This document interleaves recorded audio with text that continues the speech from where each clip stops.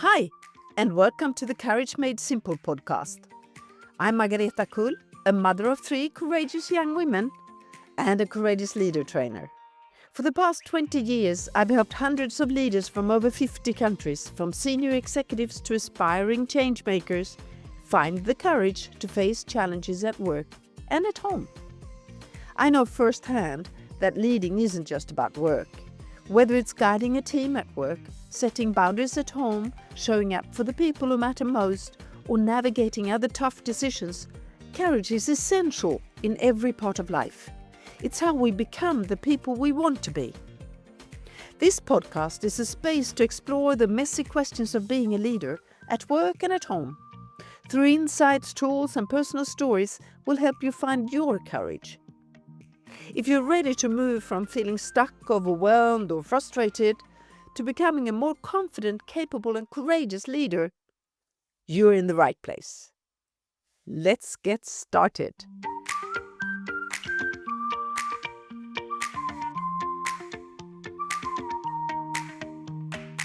Before we dive in, I'd love to hear from you. What's a challenge or question you'd like me to explore in this podcast? Send me a DM on LinkedIn or Instagram at Margareta Kull. I'd love to hear your thoughts and answer your questions in future episodes.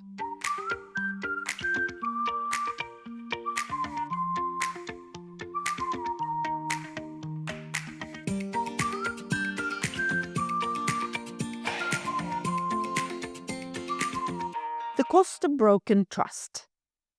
Sounds dramatic, doesn't it? But stay with me. Picture this. The American stock market crashes overnight. Why? Because the president announced pretty large trade tariffs. Just a few words, but trust? Gone. We like to think trust is solid, reliable. In truth, trust is pretty fragile. You can lose it in a second. Rebuilding it? That's a slow, heavy process. You might have heard this saying, trust takes years to build, seconds to break, and forever to repair. Sounds like a cliche. No, it's not. Removing tariffs doesn't magically restore trust. And saying, I didn't mean it, doesn't automatically restore a broken heart or a broken friendship.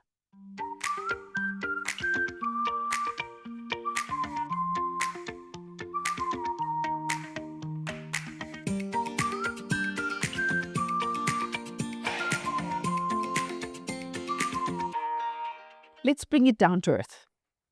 Have you ever had someone you love say to you, I don't love you anymore? That hurts, doesn't it? Or maybe it wasn't said directly. Maybe they just stopped showing up. Promised one thing, did the opposite. No explanation, no closure. Not exactly a moment you bounce back from with a motivational quote. Now, let's talk about being a leader. Because some leaders think being strong means being cold. That showing power is the same as being courageous. They negotiate with ultimatums. Take it or leave it. Or, you want that raise? Prove you deserve it. They think they're winning. But here's the thing. When you win like that, your people don't forget. Maybe they stay, maybe they smile, but something's changing.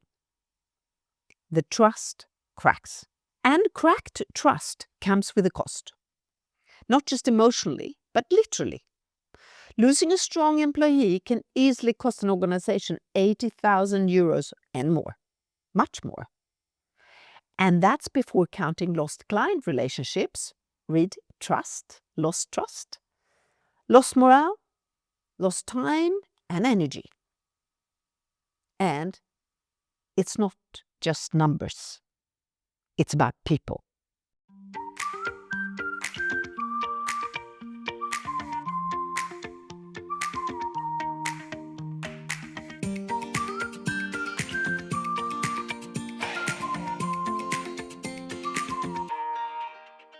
When trust disappears, we don't just feel betrayed. We feel uncertain, unsafe. First comes the sadness, very often. Maybe it starts with a shock, actually. The anger, the fear. But then something else starts. We start to imagine other options. An employee starts looking elsewhere, which often the smart and cold manager doesn't see coming. A partner starts pulling away. A country starts seeking new alliances. This can happen very quickly. Suddenly in that country, or for that matter, if you think of Europe, thanks to a common enemy, that continent unites, which they haven't been able to do before, and increases its power and significance. For many leaders, it seems easy to miss the cost of broken trust. Let me just use President Trump as an example. Today, it's about him, but tomorrow, it's someone else. If you believe you win in business by squeezing the other party, for example, you got a piece of land to a very low price, maybe honestly, too low price, you might be able to move on and not have anything to do with that seller again. And you don't care about the reputation that that person is spreading about you. You just move on. But when it's the whole world, you might miss that your counterparts' leaders are people you will need in the future. Why? Well, if not for something else, it's for the prosperity of your own country. And my guess is that those countries' leaders will be very cautious, at least I hope they will, as to what to agree to when it comes to doing business with you.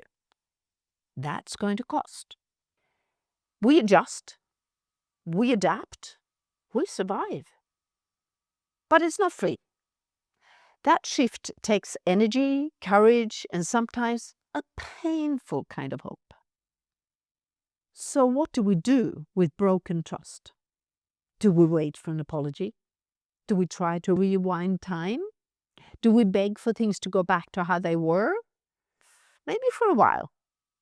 And that's usually based on fear. But eventually, the real healing starts with acceptance. Not approval, not agreement. Just the brave, simple act of saying, this is how it is. You say that to yourself. You don't need to say it to anybody else. This is how it is.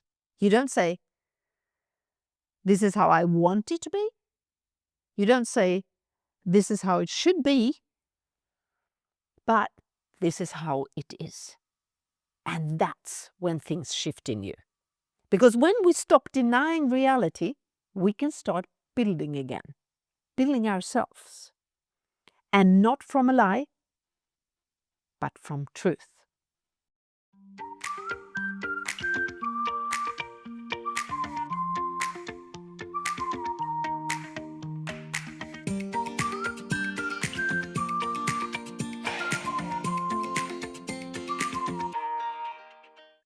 This is true in our personal lives, and it's true across nations. When a country is hit with sudden trade restrictions, it's not just about economics.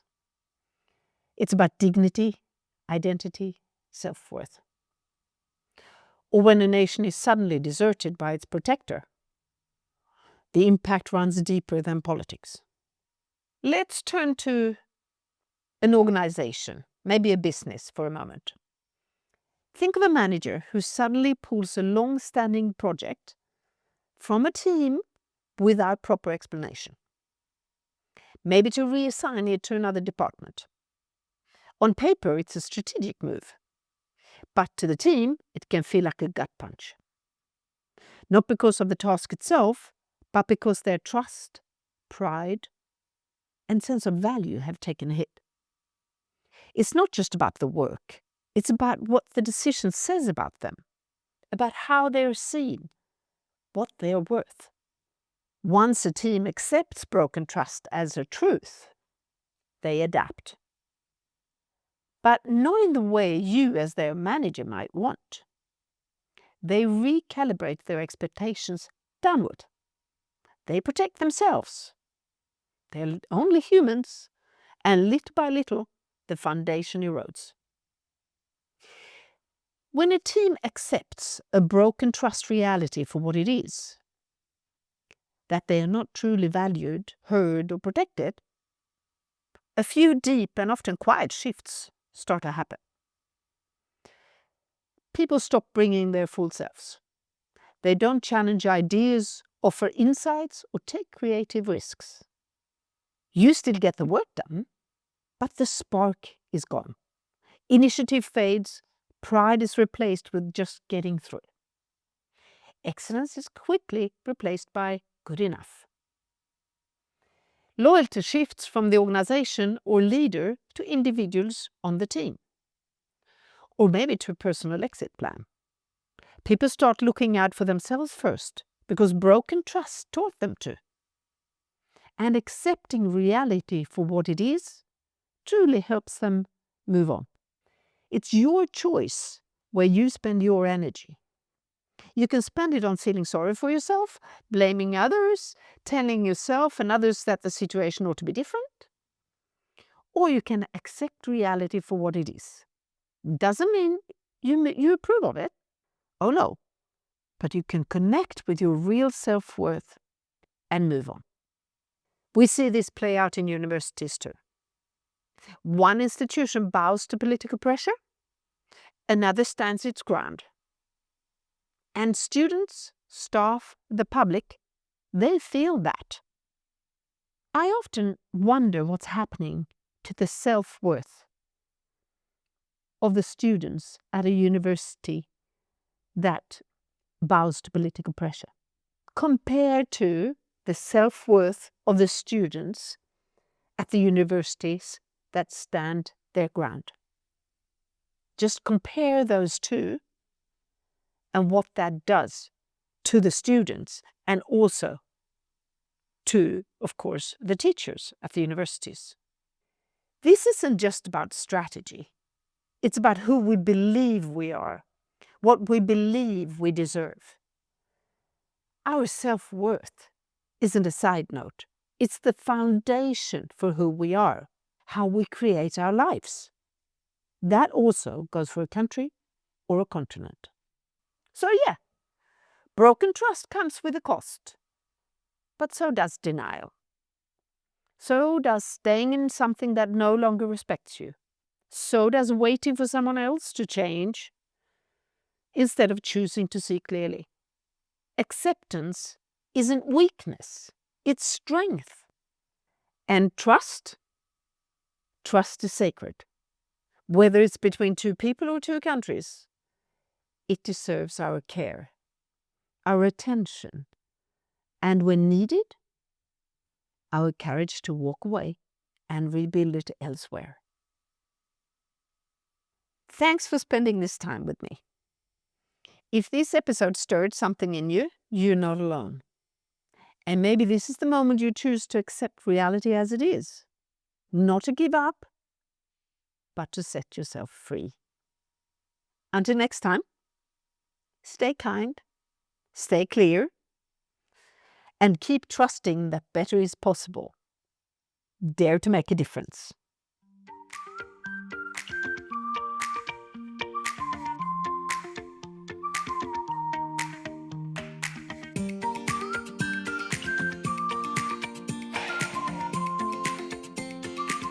Before we wrap up, think about this. What's one small courageous action you can take today? And then, remember to grab your free guide to the Courageous Leader process. It's a simple way to see how the 4 steps fit together and start applying them today. You can download it at couragemadesimple.com/free guide. If you enjoyed this episode, please share it with someone who might find it valuable. You can DM me on LinkedIn and Instagram at Margareta Kull or visit our website at courageous-leader.com. I'd love to hear your thoughts and answer your questions in future episodes. That's it. Thank you for listening. Dare to make a difference.